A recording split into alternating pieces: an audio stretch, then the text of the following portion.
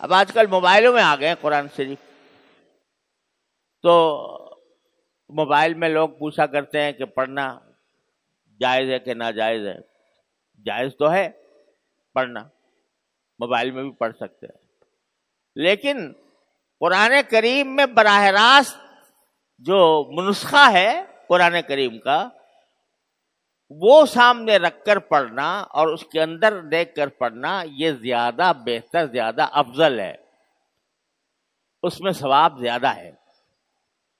یہ جو ہمیں موبائل کے اندر قرآن کریم نظر آتا ہے، یہ قرآن نہیں ہے، یہ قرآن کریم کا عکس ہے. جیسے آئینے میں نظر آ رہا ہو، تو اس کے وہ احکام نہیں ہوتے جو حقیقی قرآن کریم کے نسخے کے ہوتے ہیں.